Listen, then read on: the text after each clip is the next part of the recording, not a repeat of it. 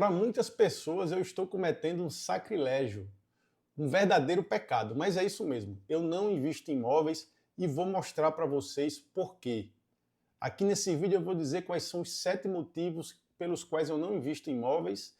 Vou falar para quem faz sentido, se não faz sentido para mim, então para quem faz investir, e vou mostrar qual a alternativa e por que eu uso essa alternativa, tá certo? Meu nome é Bruno Pex, você está no canal Tesouro de Família, já chega aí curtindo e fique à vontade para comentar. Vamos lá, direto para o assunto. Primeiro motivo, esse é o mais comum, é o mais óbvio, baixa liquidez. Se você precisar transformar o imóvel em dinheiro, não é tão fácil assim. A liquidez é baixa. Em média, demora 16 meses para você vender um imóvel. E quanto mais caro, talvez até mais demorado seja, né? Dependendo do imóvel, realmente o problema é sério para você conseguir vender.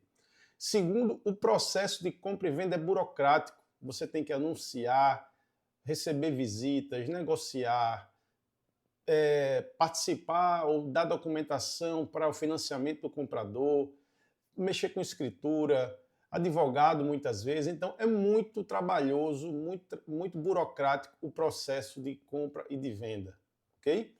E se precisar vender rápido, chegou uma emergência, eu preciso vender rápido, você acaba sendo obrigado a aceitar descontos grandes para poder vender fora do valor, tá? Então a baixa liquidez é o primeiro motivo. Você já teve experiência com isso? Já precisou vender um imóvel? Foi difícil? Foi fácil? Me conta aí. Segundo motivo, alto custo operacional. Então, você tem custo na compra, você paga ITBI, cartório, corretagem, advogado, tem um custo muito grande na compra. Tem custo grande durante a posse do imóvel, você paga IPTU, condomínio, manutenções, reformas. Então tem esses custos durante e tem custo também na venda, né? Corretagem de novo, impostos, se for necessário, advogado também. Então é um alto custo para você operar esse tipo de investimento. Então, é por isso também que eu não invisto em imóveis. Terceiro motivo, concentração excessiva do patrimônio. Então o valor inicial para você investir é muito alto.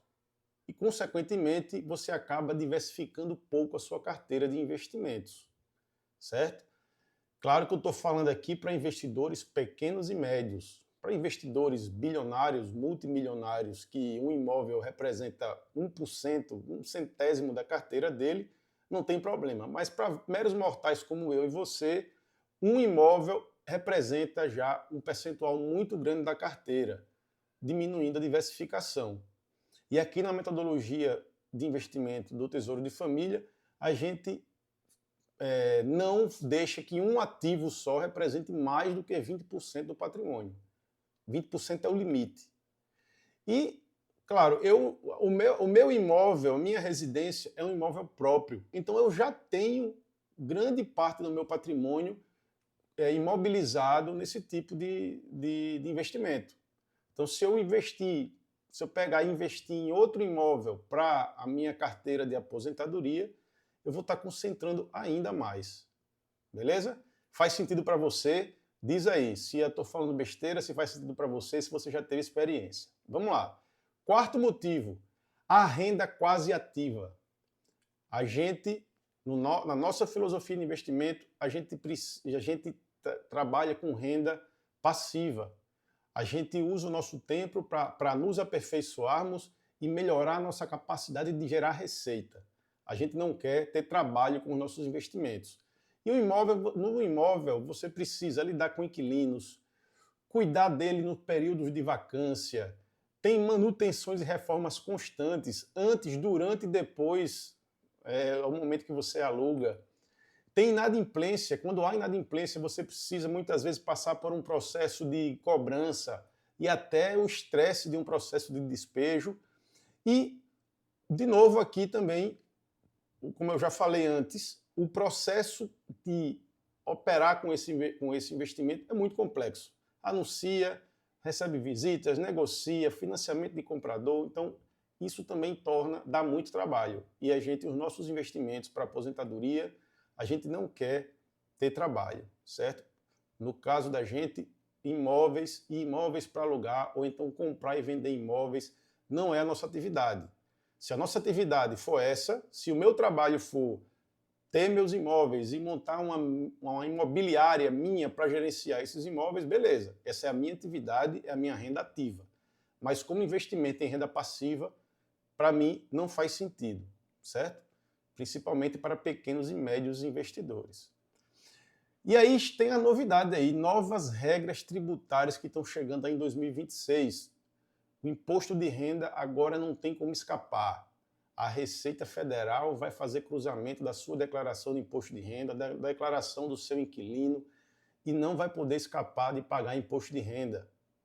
Então, para aqueles que acham que aluga e tranquilo pode colocar o dinheiro sem pagar nenhum tostão de imposto, sem declarar esse aluguel, acabou essa história. Então, a rentabilidade com aluguel vai cair bastante e a complexidade tributária só aumenta, tá? Sexto motivo, riscos ao comprar na planta. Mas aí, então, aí você podia dizer, Bruno, ele representa muito do seu patrimônio, mas é possível você comprar na planta, pagar em suaves prestações. Mas pagar na planta, para mim, nunca foi uma alternativa. Eu sei que muita gente vai dizer que já comprou apartamento na planta, que lucrou muito, que deu certo. Tá bom, eu acredito, pode acontecer sim, da pessoa lucrar, mas na maioria das vezes a pessoa não fez a conta direito. A pessoa viu o valor de tabela lá do imóvel quando ele comprou na planta e vê o valor que ele vai vender daqui a 4, 5 anos quando o imóvel estiver pronto e acha que tudo é lucro. Mas ele esqueceu de contar e contabilizar aí nessa conta os juros que ela pagou, o custo de oportunidade que teve e o risco que ela assumiu. Por quê? Há risco de atraso de obra, isso é muito comum. Há risco de quebra da construtora. Eu vejo muita gente que se diz investidor conservador, investe em imóveis na planta. Cara, para mim, é muito mais arrojado e agressivo um cara que compra um imóvel na planta de uma construtora que às vezes é uma construtora até pequena, muito mais conservador do que um cara que investe numa ação de uma empresa sólida, de uma empresa gigante. Então, para mim, comprar um imóvel na planta é um investimento mais arriscado e mais arrojado do que você comprar ações para longo prazo, por exemplo. E aí a galera compra desconsiderando esse risco.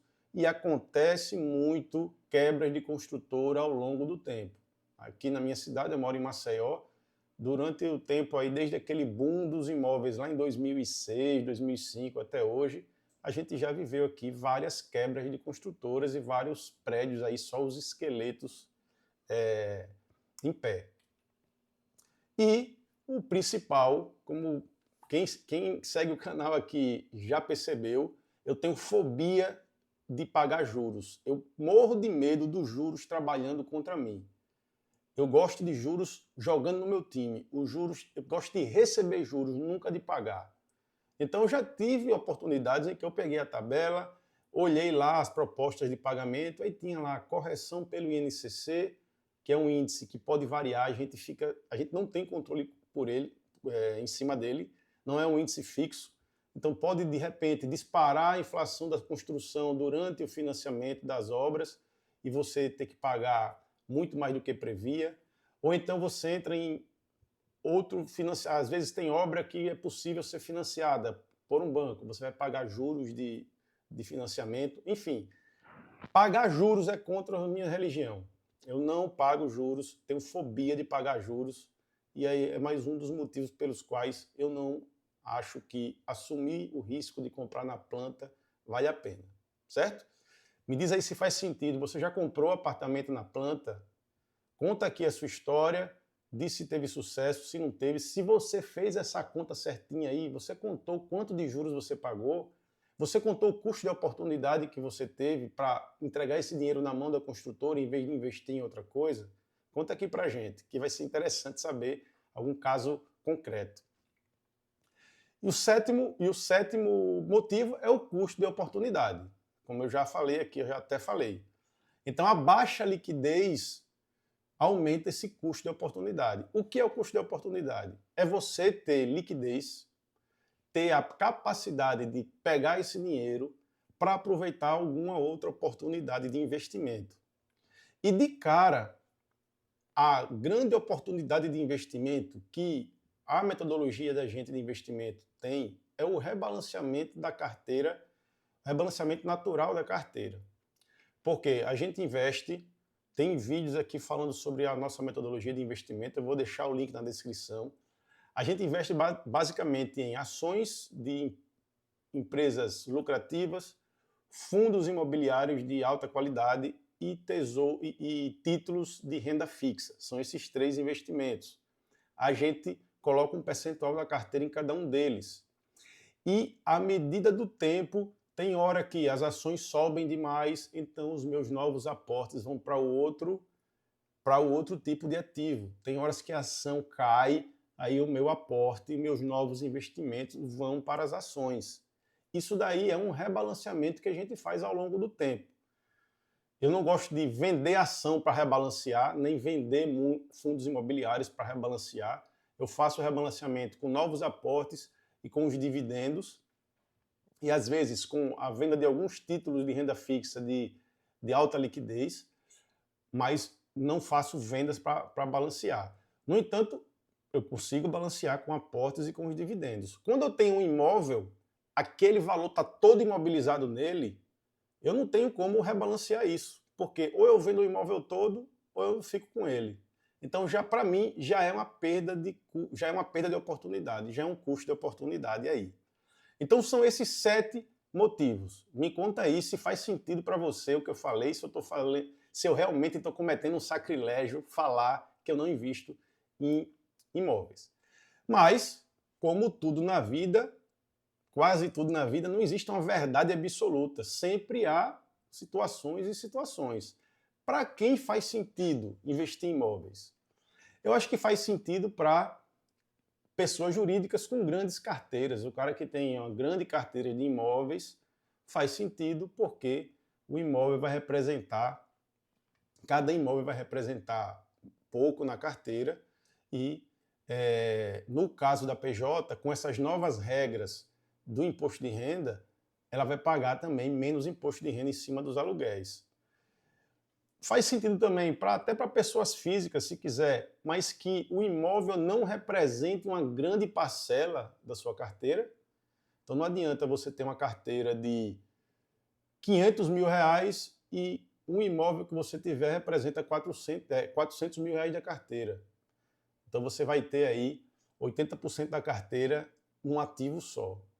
Agora, se você for uma pessoa que é muito milionária, que dá para comprar 3, 4, 5, 10 imóveis e o conjunto desses imóveis representar pouco na sua carteira, beleza, começa a fazer sentido.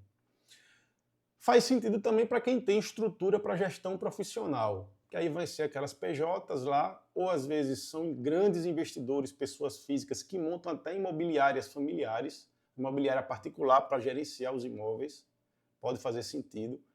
E aí você vai dizer, Bruno, mas eu consigo ter uma estrutura para gestão profissional, é só eu contratar uma imobiliária, colocar na mão da imobiliária. Ótimo, é possível sim, mas nada é de graça, né?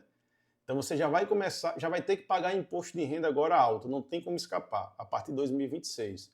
Pode pesquisar na internet sobre novas regras de imposto de renda para aluguel para ver qual é a situação. E você agora vai ter que dividir o restinho do lucro que sobrou com a imobiliária. Lembrando que todos os riscos estão com você. A imobiliária quase não corre risco nenhum. Então, se precisar de uma manutenção grande, se tiver uma vacância, se tiver bronca com o inquilino, a bronca sempre vai, em última instância, cair para você. Certo? Então, eu acho que faz sentido para essa galera aí investir. Para pequenos e médios investidores, meros mortais, como é o meu caso, e talvez eu acho que o seu também, não faz tanto sentido investir agora. Talvez quando a carteira crescer, que você conseguir ter um imóvel numa ótima localização e ele represente uma parcela pequena da sua carteira, talvez comece a fazer sentido até para diversificação. Mas enquanto você não tem isso, a alternativa natural são os fundos de investimento imobiliário. Mas atenção, investimento em fundos imobiliários é diferente de investimento em imóveis. Eu não estou dizendo aqui, de jeito nenhum, que investir em FIIs é a mesma coisa que investir em imóveis. São investimentos diferentes que podem até se completar numa carteira em que seja possível fazer diversificação. Eu tenho um vídeo aqui que fala sobre investimento em fundo imobiliário. Nesse vídeo eu faço um paralelo entre fundos imobiliários e imóveis físicos e vai ficar muito claro para você o que eu estou falando. Eu vou deixar aqui na descrição o link do vídeo, tá? Mas o fundo imobiliário, ele tem sim, ele não é um investimento igual ao imóvel físico, mas ele possui sim aspectos do setor imobiliário. Ele é sim impactado pelo setor imobiliário. Como também ele tem uma outra face que é impactada pelo sistema financeiro, pelo setor financeiro, tá? Por isso que eu digo que não são investimentos, não é a mesma coisa, são investimentos diferentes, apesar dos imóveis ter, digamos aí, um DNA, metade do DNA dele é setor imobiliário. Não tem problemas operacionais, os problemas operacionais estão lá com o gestor e com o administrador. Tem liquidez, você pode vender e receber esse dinheiro 2 dias depois na conta, pode vender um pedaço, uma venda parcial, você não precisa vender todas as suas cotas de um fundo imobiliário de uma vez, você pode vender metade, parte delas. Tem uma diversificação automática, primeiro porque com R$100, com R$10 você já começa a investir em fundo imobiliário. E quando você investe num fundo, se você seguir a nossa metodologia de seleção de fundos imobiliários, que está lá nesse vídeo que eu vou deixar aqui na descrição, você vai comprar um fundo com R$10, que esse fundo vai ter uns 10 imóveis embaixo dele, então você já vai ter uma outra camada de diversificação. A gestão é profissional, então os gestores e administradores do fundo são empresas profissionais, renomadas. Se você estiver seguindo o critério de seleção da gente, você vai estar comprando fundos que estão na mão de gestores renomados. Eles vão, muito certamente, eles vão gerenciar os imóveis melhor do que você gerenciaria. E os dividendos mensais são isentos de imposto de renda, tá? Então é uma alternativa natural, não é a mesma coisa, mas você consegue se expor um pouco ao setor imobiliário, tá? E compensar um pouco essa impossibilidade de você comprar um imóvel inteiro, por todos esses motivos que eu já falei. Ok? Então é isso. Você concorda com esses pontos? Faz sentido para você? Qual desses 7 motivos não faz sentido nenhum? Você já teve alguma experiência com imóveis, com investimento em imóveis? Como foi essa experiência? Foi fácil comprar? Foi fácil vender? Como é que está o mercado de aluguéis? E essa notícia aí nova das novas regras já impactou os seus aluguéis? Conta aqui para a gente discutir e de repente criar um novo vídeo a partir dos comentários aqui, tá? Então um grande abraço. Não esquece de se inscrever no canal, de curtir, de compartilhar e um grande beijo para a família. Até o próximo vídeo. Até mais.